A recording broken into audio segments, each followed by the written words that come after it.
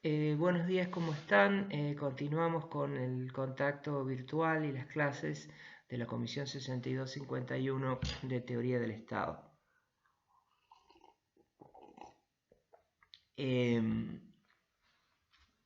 Para volver siempre al remanido tema de los parciales, lo voy a decir de otra manera ahora, hasta tanto no hayamos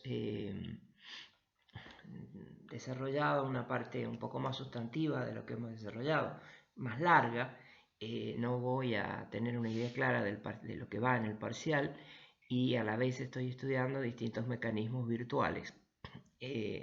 Yo mismo he creído, como muchos argentinos y gente en todo el mundo, que ya en julio la cosa se iba a normalizar. Está hablando la prensa mundial de que hay un segundo pico, en algunos dicen que ya ha empezado, otros dicen que va a empezar, del coronavirus, y esto hace las cosas más difíciles.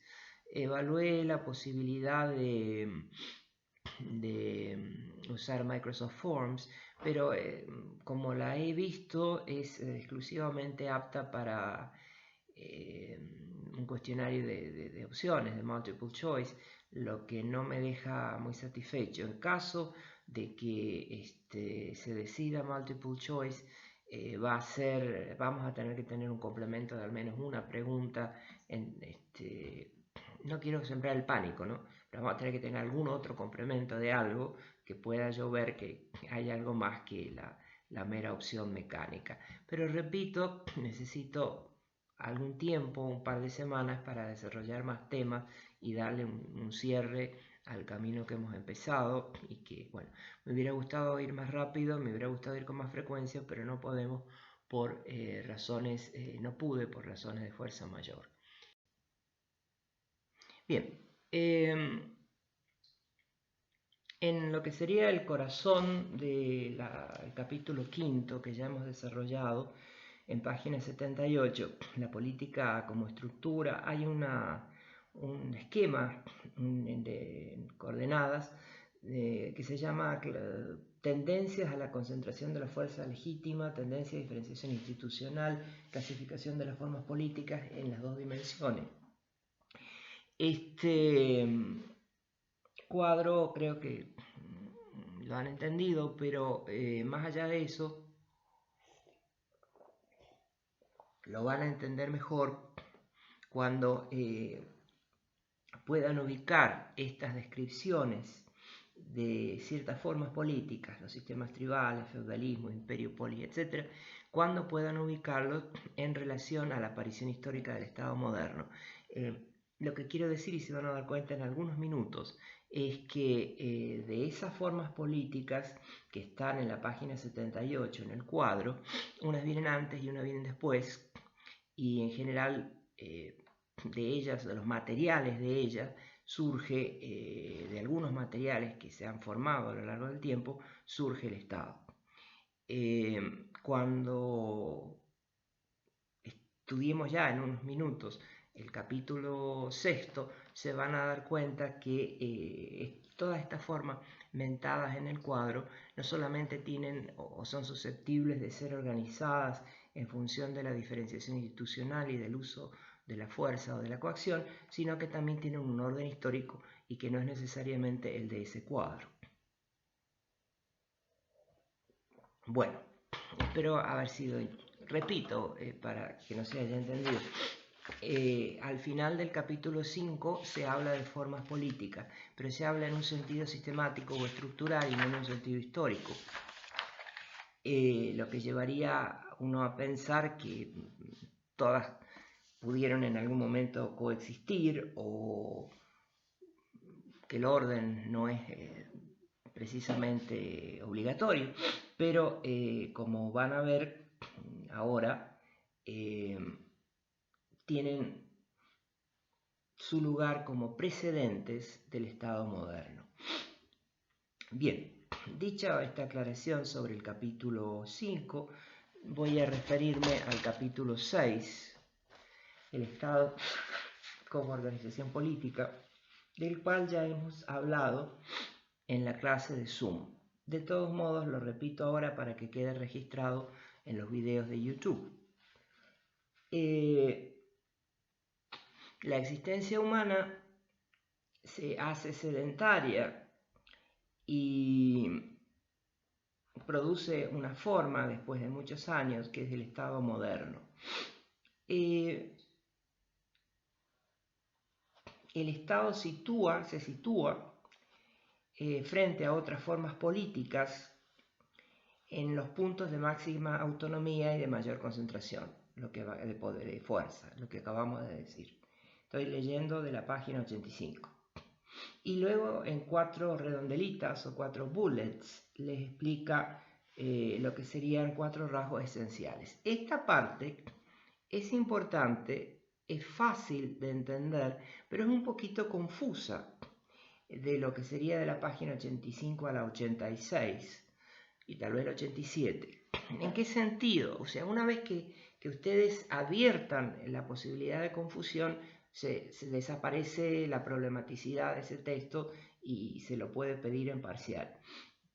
Todo el capítulo 5 ha trabajado en función de 2 características del Estado.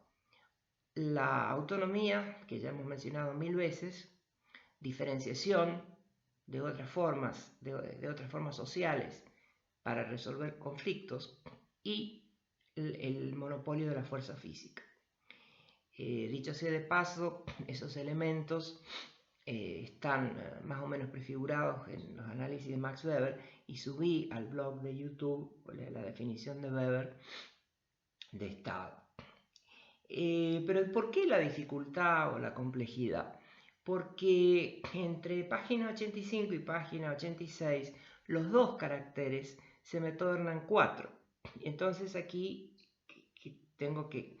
veo que hay una especie de inconsistencia, pero hay una inconsistencia narrativa del texto, no una inconsistencia conceptual o ideológica. El texto quiere decir la misma cosa que venía diciendo, pero por falta de metodicidad, por un problema de redacción, la complica un poquito porque ahora hablamos de 4 y antes hablábamos de 2. Si hay algún problema con esto, lo resolvemos en la clase vía Zoom que vamos a tener el miércoles, 1 de julio. Bien, una de las cosas que agrega es que todo esto pasa en un ámbito territorial determinado, que todo esto tiene base territorial. Esta podría ser considerada una tercera característica, además de la autonomía institucional y el monopolio de la fuerza física. Tercera característica, delimitados ambos 1 y 2, autonomía y monopolio, a un territorio exclusivo. Ahora, los 3 bullets primeros, el que está en la página 85 y los 2 que aparecen en la 86 arriba, no son sino una reformulación medianamente distinta de lo que se había hablado en el capítulo 5. Que la política en el Estado como ámbito diferenciado respecto del parentesco, de la relación económica, etc., y que no es la característica del Estado y no significa la ausencia de contacto entre esas esferas, si bien aporta alguna información, como categoría es redundante. Es decir, autonomía significa ámbito de diferenciación con respecto a la familia, la relación económica, lo religioso, punto, etcétera, etcétera, etcétera. O sea que esto es lo mismo que autonomía. El segundo bullet, donde dice en segundo lugar, habla de la institucionalización, pero también estaba comprendido en autonomía. Autonomía es institucional. ¿Y qué significa que algo es institucional? Que tiene una vocación de permanencia, que está regulado, que se han dictado normas obligatorias, leyes de carácter general y o prácticas que se espera que se repitan. Todo es institución. Algunas son jurídicas, otras no. si ustedes vienen a verme a mi casa porque estoy enfermo, no, lamentablemente eso no se puede hacer por la cuestión del contacto, del contagio, ustedes tendrían que darme la mano, por ejemplo. O tendrían que decirme cómo está, profesor. O si ustedes escriben algo, un mensaje público o privado, tendrían que empezar con la frase, ¿cómo está, profesor? Quisiera hacerle esta pregunta, y muy respetuosamente, 2 puntos. Cosa que a veces hacen y a veces no. A veces dice, ¿me puede explicar qué pasa con tal cosa? No sé, mire, hay una pandemia mundial. Eso es institucionalidad, que se sigue protocolo, que se sigue norma, que se sigue la manera de hacer que siempre se ha hecho, que todo tiene un marco de ceremonialidad, etc. Bueno, estas 2 características, diferenciación con otros ámbitos e institución, no las había dicho bajo un solo título, autonomía institucional, en el capítulo 5. Ahora aparecen como separadas. Luego el tercer bullet o redondelita habla de la coacción y es la segunda característica del capítulo 5. En otras palabras, las 2 características con que hemos trabajado en el capítulo 5, autonomía y monopolio de la coacción, ahora aparecen un poquito desdoblada la primera y no la segunda, por lo tanto se convierten en 3. Y la cuarta característica en realidad es tal vez una característica propia del Estado, que todo eso, tanto la coacción como la autonomía, tienen la característica de desempeñarse en un ámbito territorial. Entonces es un desarrollo de las 2 características. La primera, autonomía, es el primer redondelita, segunda redondelita. La coacción es la tercera redondelita.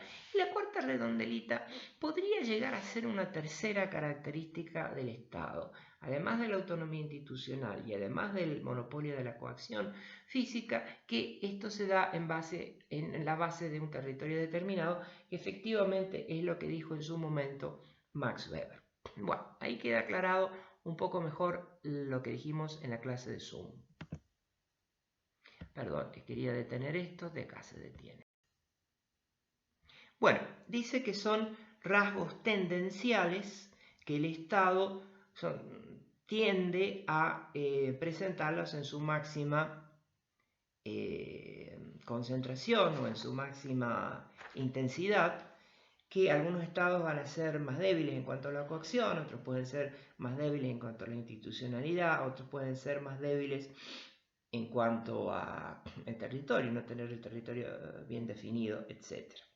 Luego, la página 87 y la página 88 entran en un tema bastante recurrente en los estudios de esta materia, que es cuándo nace el Estado.